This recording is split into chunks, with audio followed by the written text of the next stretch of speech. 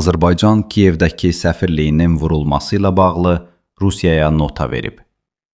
Dünən gecə Rusiya qüvvələri Kiyevə raket zərbələri endirib, 3 nəfər ölüb, 26 nəfər yaralanıb, hücum nəticəsində Azərbaycanın Kiyevdəki səfirliyinin binasına ziyan dəyib. Bu barədə Ukrayna prezidenti Vladimir Zelenski bildirib. Onun sözlərinə görə, bina İskəndər raketinin qəlpələri nəticəsində zədələnib. Bu hücum insanlara və mülki infrastruktura mümkün qədər çox zərər vurmaq üçün xüsusi hesablanmış hücumdur. Təkcə Kiyevdə onlarla hündür mərtəbəli binada dağıntılar var. İskəndərin parçaları Azərbaycan səfirliyinə ziyan vurub. Hücumun əsas istiqaməti Kiyevdir. Onlar Kiyev, Xarkov və Odessa vilayətlərini də vurublar. İlkin məlumatlara görə, səhər saatlarında Ruslar Sumi vilayətində Zirkon raketindən istifadə ediblər.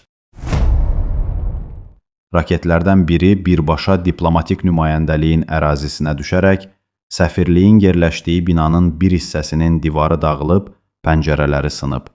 Səfirliyə məxsus avtomobillərin də zədələndiyi deyilir.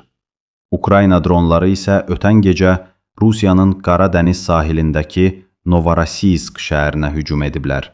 Neft bazasına, 6 evə, mülki gəmiyə və sahildəki obyektlərə ziyan dəydiyi bildirilir.